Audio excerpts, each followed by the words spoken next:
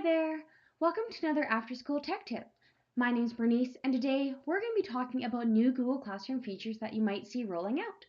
And if you're interested in more, don't forget to subscribe to our channel, check back for weekly videos, and connect with your Tips member. So the very first Google Classroom feature I want to talk about today is that teachers can now share the classwork page with guardians. So if you head into the People tab, you'll see this button now that says Share with Guardians. This is going to provide an option to basically see the classwork page as one of the guardians that are on the list attached to one of the students. So you can copy this link or you can email all guardians this link. And please note though that guardians do have to be added to the people page. If this is just sent out, not everyone can just access this. It does need to be guardians that are added to the people page.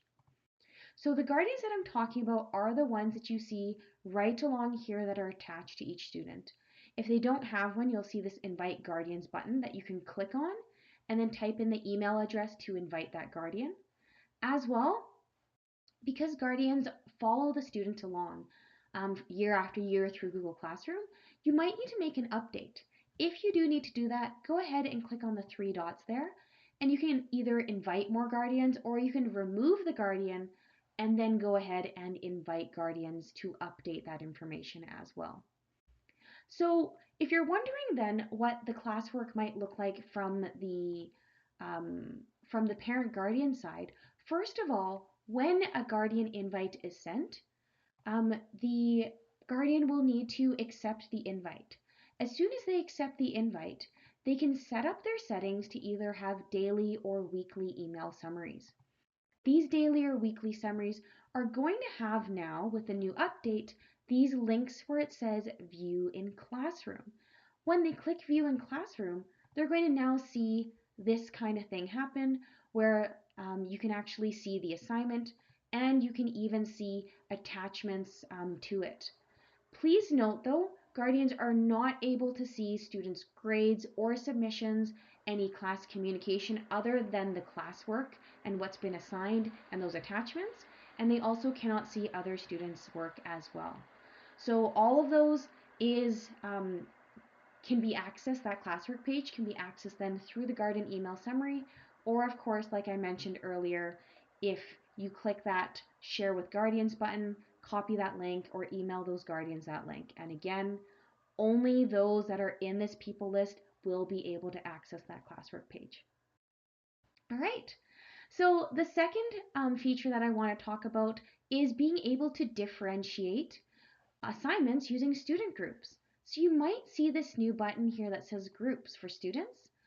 And on the People page where it says Groups, you can go ahead and click Create Group. You can go ahead and add specific individuals to a group.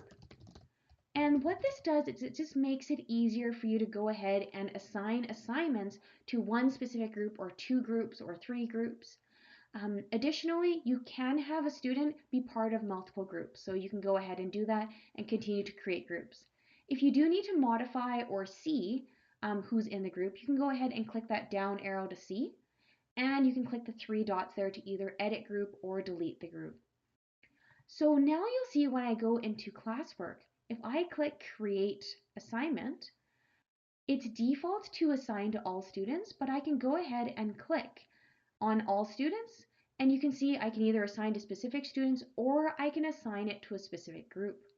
I can check mark off the group that I want to assign it to, press done, and now you'll see whatever assignment that I put in here is going to now be assigned directly just to those three students, and they are the only ones that are going to receive that assignment. So that there is student groups. The third feature I want to talk about then is the fact that you can automatically apply a draft grade now to missing assignments. So if I click on the top right hand side here to the gear symbol where it says class settings, you can now scroll down, and under grading you'll see a bunch of new features. The one I'm going to bring your attention to is a draft grade for missing assignments. You can choose to turn this off so it does not automatically apply a draft grade, or you can go ahead and turn that on, and you can choose the mark that you want to put there as a default grade. please note that this just means that a default draft grade will be applied if the due date is passed, and they'll automatically receive that. However, students do not see this unless you return the assignment to them. So you still can go ahead and change it if you need to, and of course this is editable later as well. And finally, the fourth feature I want to talk about then is AI-powered tools with the creation of interactive YouTube questions for students. So if you haven't heard of YouTube interactive activities before, right here on the left-hand side is resources. You'll see this for new video activity. And what it does is you can create YouTube video activities that have interactive questions that students, as they're watching, it can pause and they can answer the question, and you can get data on how the students are answering as it automatically marks specific questions throughout. So if you click on new video activity and say, I'm going to type in digestive system for a YouTube video, it will use AI to find to basically create questions that are automatically put in that you can use. You know if that's an option if you see this little AI symbol with the star and it says 4 suggested questions or 5 suggested questions. You can go ahead then and click on that. You can go add questions, and you will now see that with the video activity, there are these questions that have already been propagated in automatically. You can go ahead and add more questions yourself as well. You can also go ahead and edit these questions as well, and then press done and assign this video activity now to your students. And that's it. I hope you enjoyed.